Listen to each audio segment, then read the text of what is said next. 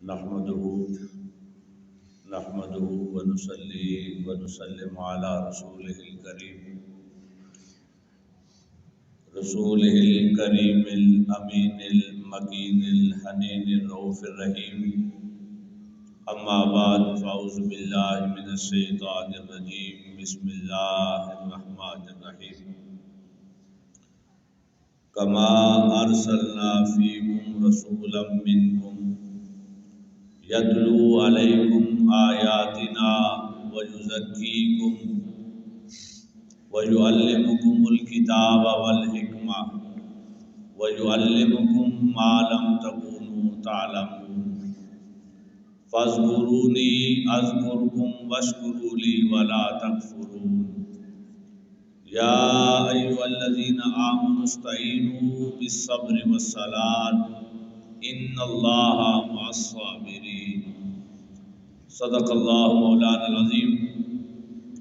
مولاي صل وسلم دائما أبدا على حبيبك خير خلق كلهم.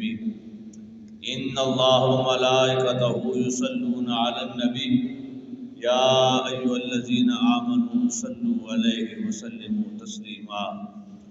اللهم صل على سيدنا مولانا محمد وعلى آل سيدنا مولانا محمد وبارك وسلم وصلی علیہ. اللہ جل مجدہ کا فضل و کرم، اس کے حبیب صلی اللہ علیہ وآلہ وسلم کے نالین پاک کا صدقہ ہم جمعۃ المبارک کی ان بابرکت ساعتوں میں اپنے رب کے حضور اس کی عبادت، بندگی، ذکر اور رضا کے لیے جمع ہیں. اللہ رب العزت ہمارا اپنی بارگاہ میں حاضر ہونا اور اپنی عبادت و بندگی کرنا قبول فرمائے. قابل صد احترام معزز سامعین و ناظرین، اللہ رب العزت کی عطا کردہ توفیق سے ہم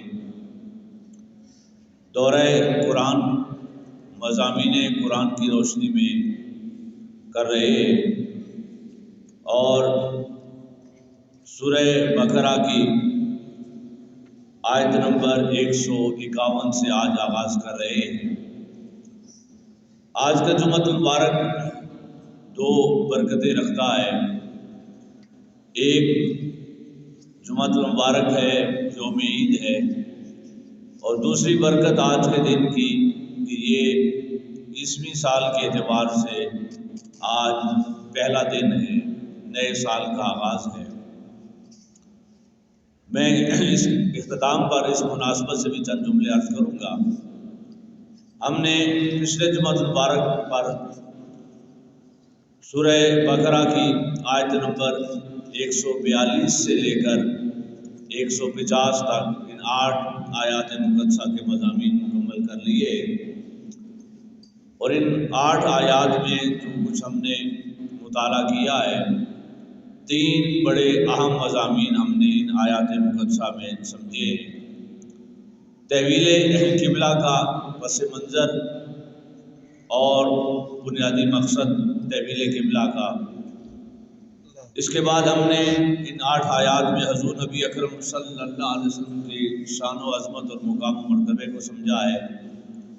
اور تیسرا اہم مضمون جو ہم نے ان 8 آیات میں پڑھا ہے وہ اہل کتاب کی ذہنیت اور مسلمانوں کے ساتھ ان کا طرز عمل ہے. یہ 3 مضامین ہم تفصیلاً پچھلے چند جمعہ مبارک پر دیکھ چکے ہیں، اور آج ہم آغاز کر رہے ہیں آیت نمبر 151 سے لے کر آگے 153 تک، اور پھر چند مضامین آگے 164 تک جو آیات مقدسہ ہیں. 151 سے 164 تک ان آیات مقدسہ میں جو مضامین بیان ہوئے ہیں ان کا آج آغاز کر رہے ہیں.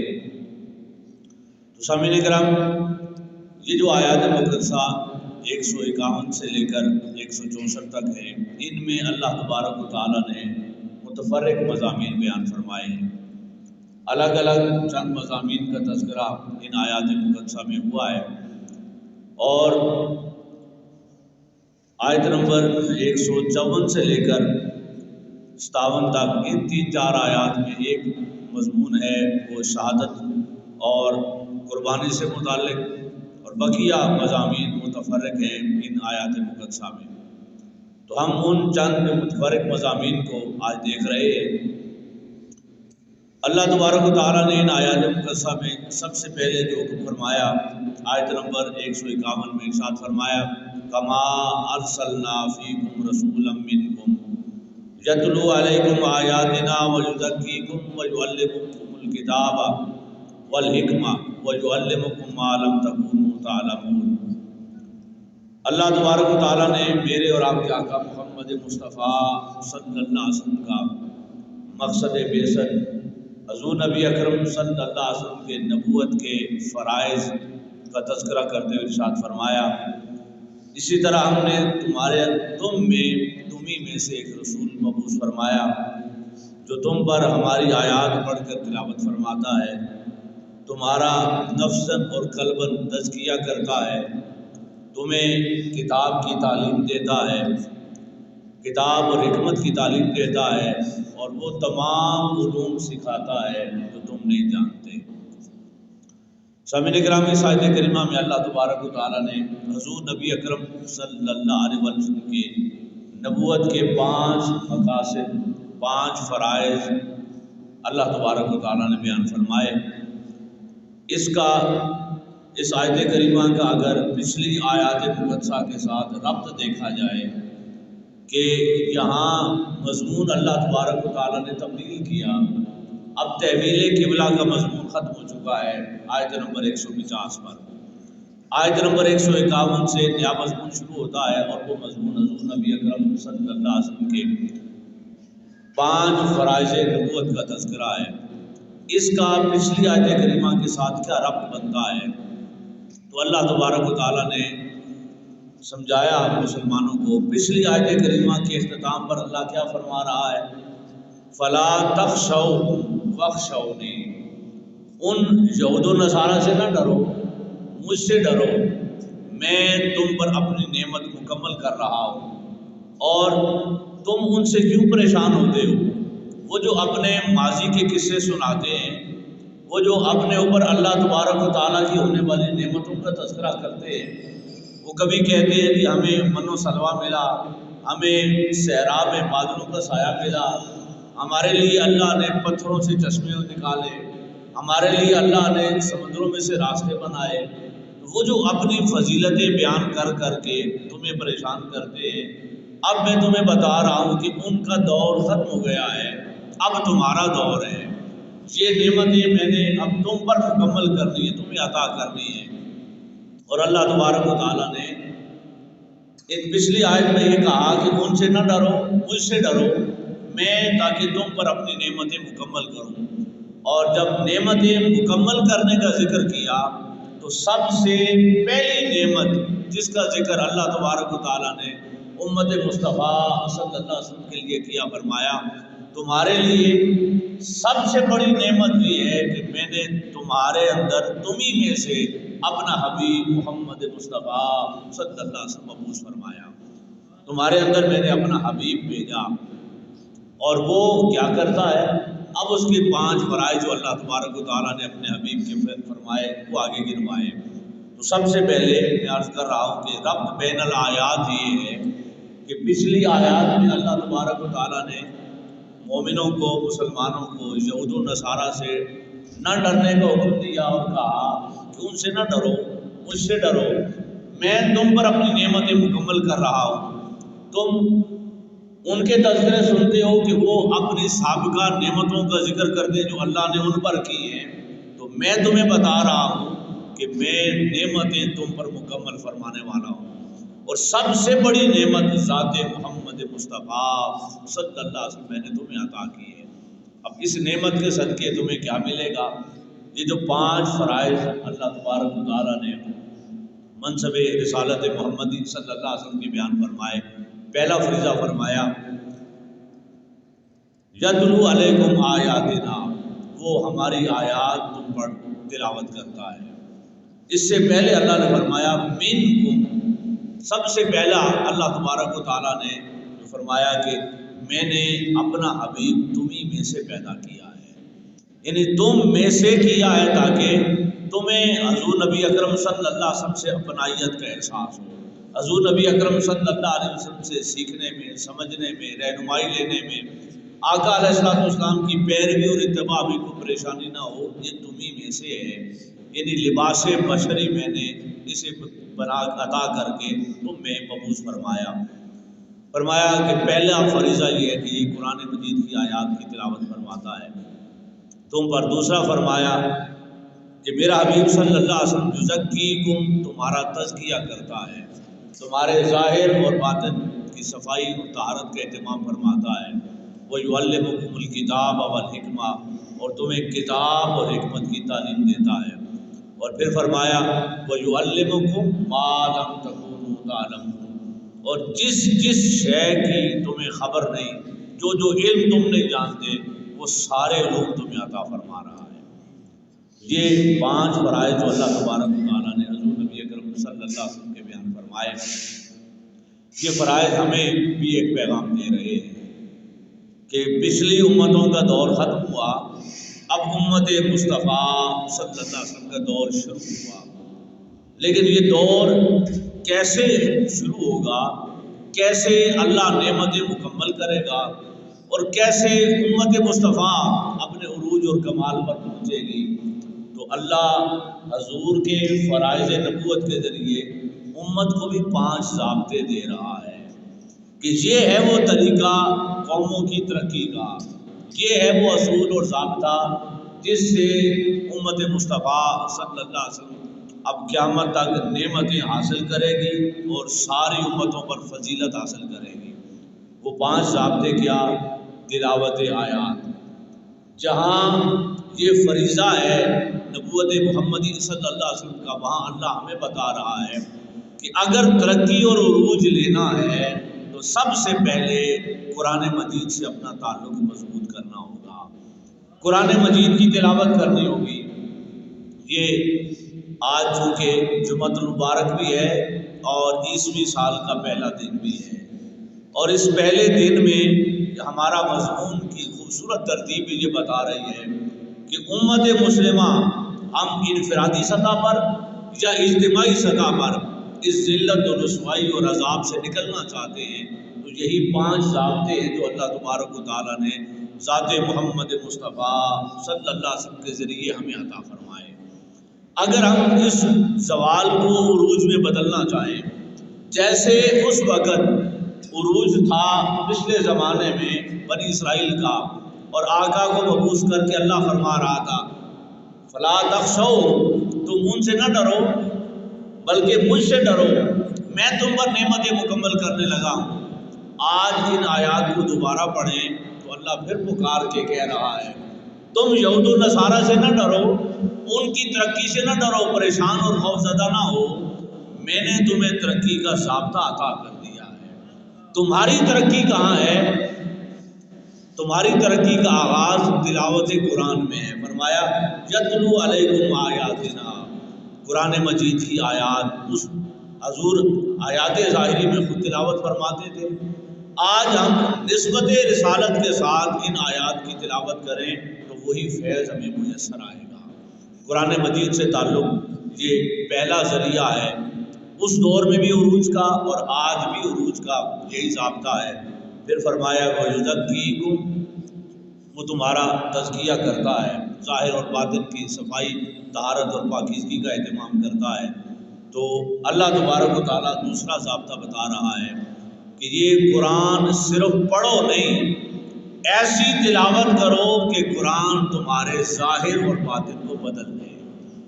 قرآن مجید سے ایسا تعلق بناؤ، اس کو سمجھو اور اس پر عمل کی اللہ سے توفیق مانگو کہ یہ تلاوت آیات تزکیہ نفس میں تبدیل ہو جائیں، یعنی اس کی برکت سے، قرآن مجید کی تلاوت کی برکت سے اللہ ظاہر اور باطن کی پاکیزگی عطا فرمائے۔ یہ دوسرا اصول فرمایا۔ پھر فرمایا وَيُعَلِّمُكُمُ الْكِتَابَ وَالْحِکْمَةَ، کہ میرا حبیب صلی اللہ علیہ وسلم تمہیں کتاب یعنی قرآن مجید اور حکمت یعنی دانشمندی، بصیرت، اس کی تعلیم دیتا ہے۔ تو قرآن مجید پہلا ہے تلاوت، دوسرا تلاوت کے ذریعے تزکیہ نفس، تیسرا ہے اس کتاب کو پڑھ کر سمجھ کر اس کے علوم فنون اور معارف کے تک پہنچنا۔ قرآن مجید کتاب کی حکمت، یعنی اس کتاب کی تعلیم و تدریس۔ ہمارا معاشرہ عجیب معاشرہ ہے، ہمارا معاشرہ اس کتاب کو سب سے بہترین کتاب سمجھتا ہے، عقیدہ اور ایمان رکھتا ہے۔ اس کتاب میں رتی برابر شک و شبے کی گنجائش نہیں ہے، اس پر ایمان رکھتا ہے۔ ہم اسے اللہ کا کلام سمجھتے ہیں، اس کی تلاوت کرتے ہیں اجر اور ثواب اور برکت لینے کے لیے، لیکن اس کی تلاوت اس سے علم حاصل کرنے کے لیے نہیں کرتے۔ ہمارے معاشرے میں 90% سے زائد اس قرآن کو ناظرہ ہی پڑھا جاتا ہے، جس میں نہ معنی کی سمجھ ہے، نہ اس اللہ تبارک و تعالیٰ کے احکامات کی ہمیں خبر ہوتی ہے، نہ اس کتاب کے اندر اللہ تبارک و تعالیٰ نے جو علوم رکھے ہیں ان تک ہماری رسائی ہوتی ہے۔ ہم محض اس کی تلاوت کرتے ہیں۔ وہ پہلا اصول اللہ نے بتایا تلاوت آیات کا، تیسرا بتایا کہ صرف تلاوت نہیں، اب اس کے اندر جو میں نے علوم رکھے ہیں انہیں پڑھو، انہیں سمجھو، ان کی معرفت حاصل کرو۔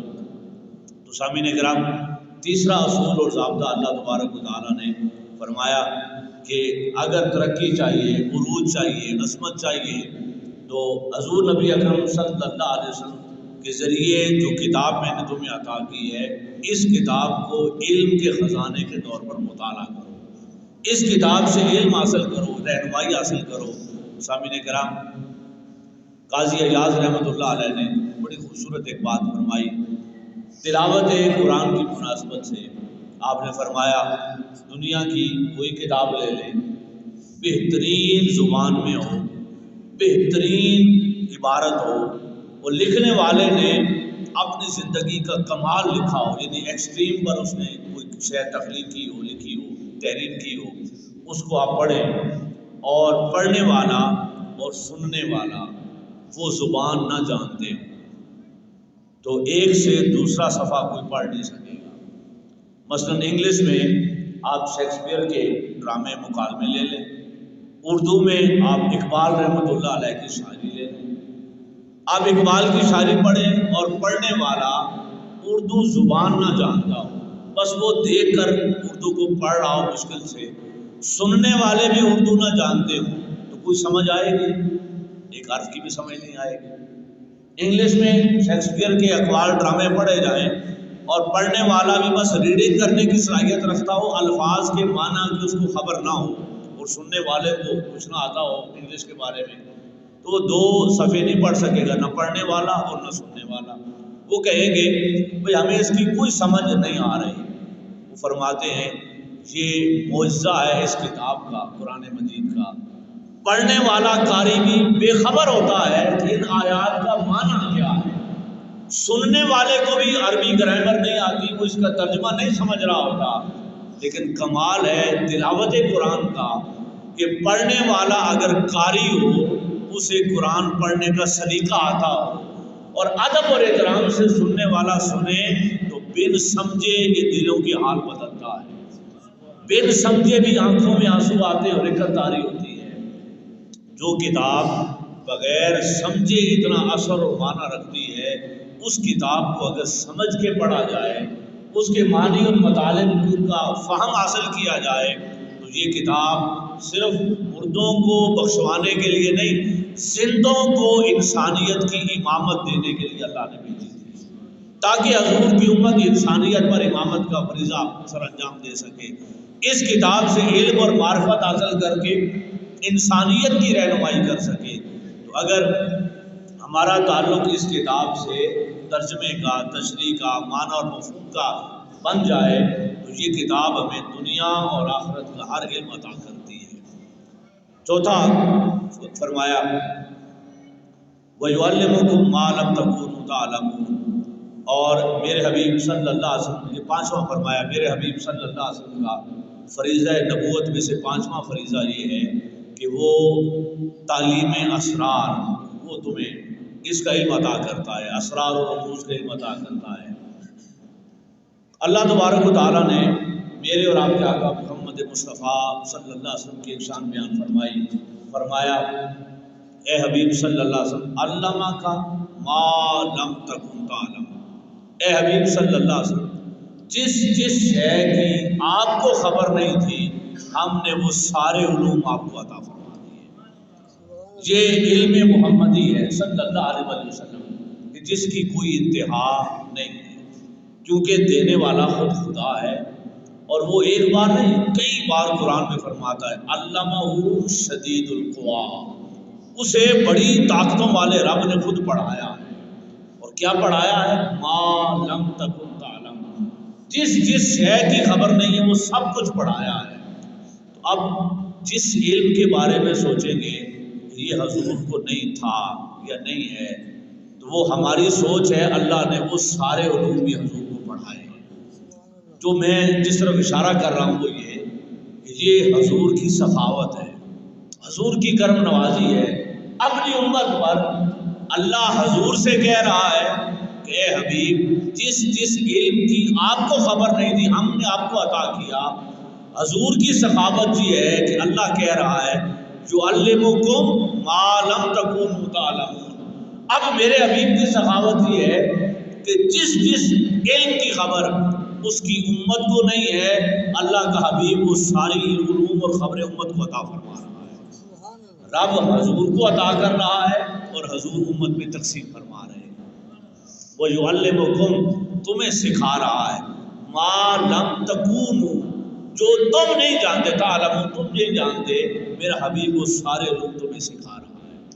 سامعین کرام، اس آیت کریمہ کا اگر ہم ایمان لاتے ہیں، اس پر یقیناً ہم ایمان رکھتے ہیں ایک ہر پر قرآن پر، تو اس کا معنی ہمیں کیا سمجھ آتا ہے کہ جس علم کی خبر قیامت تک امت کو نہیں ہوگی، وہ علم اور وہ خبر کون دے رہا ہے؟ اللہ کا حبیب محمد مصطفیٰ صلی اللہ علیہ وسلم۔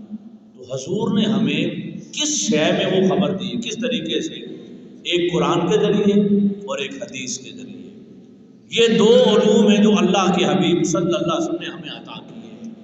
تو کیا بات سمجھ آئی؟ سمجھ یہ آئی کہ قرآن اور حدیث میں جو دو علوم اللہ کے حبیب نے ہمیں دیے، قیامت تک جو شے علم کہلا سکے گی یا جس کی خبر انسان کو نہیں ہوگی، وہ دونوں خبریں انسان کو قرآن اور حدیث سے میسر آئیں گی۔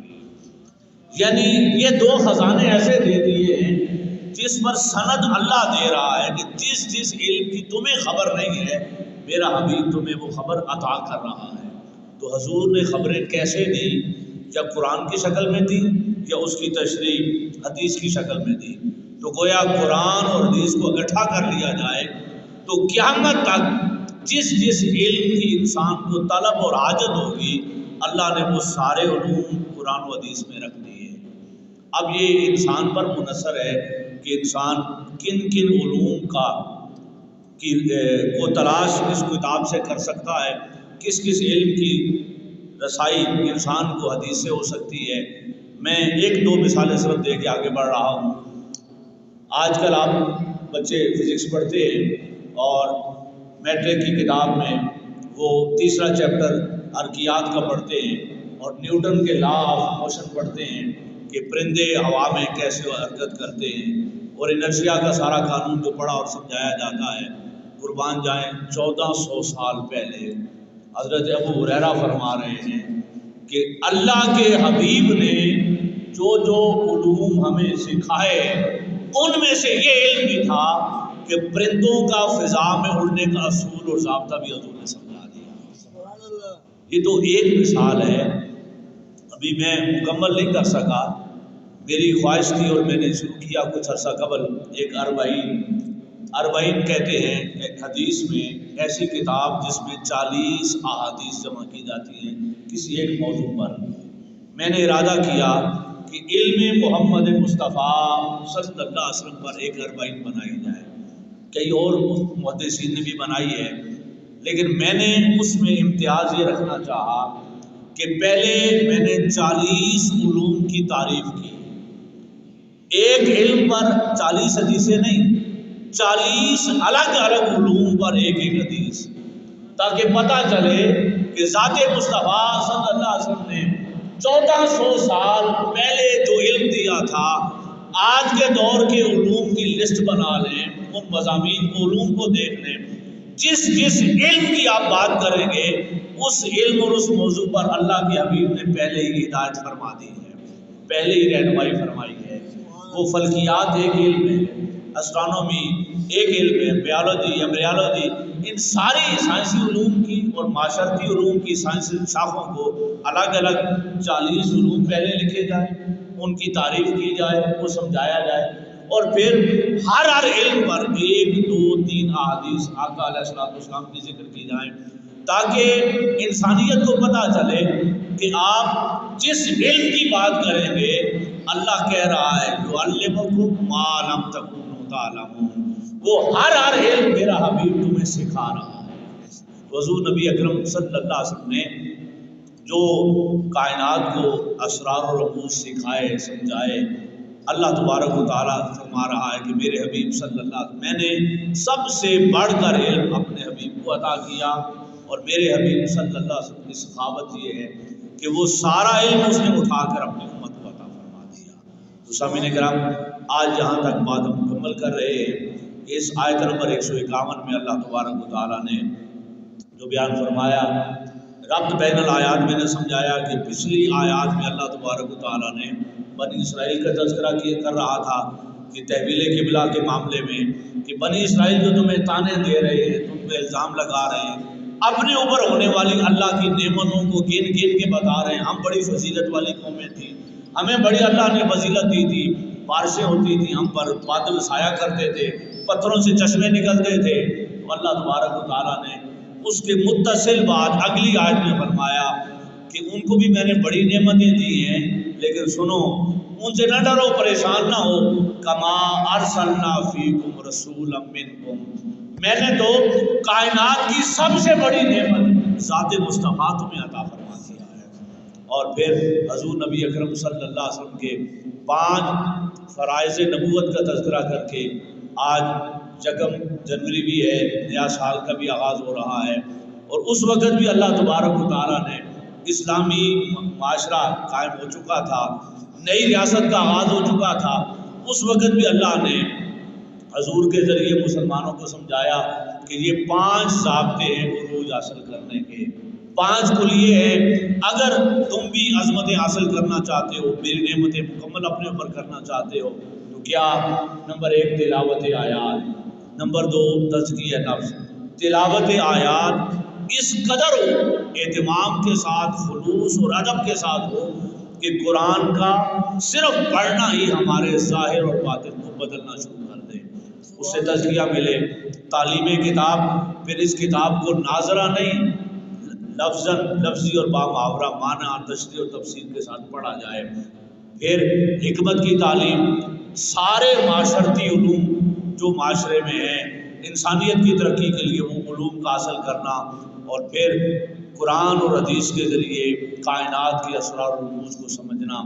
اگر یہ اصول اور ضابطہ آج بھی امت اپنا لے تو یہ ذلت و رسوائی کا دور ختم ہو سکتا ہے، اور آج بھی اللہ کی یہ آیات ہمیں پیغام دے رہی ہیں، تم یہود و نصارہ کی ترقی سے نہ ڈرو، مجھ سے ڈرو اور اس کتاب پہ عمل کرو، میں تمہیں ترقی کے سارے ضابطے عطا فرما دوں گا۔ اللہ رب العزت مجھے اور آپ کو اس قرآن مجید کا حقیقی فہم عطا فرمائے، اس کی تلاوت اور اس کی تدریس تفہیم کی توفیق عطا فرمائے۔ وما علینا الا البلاغ۔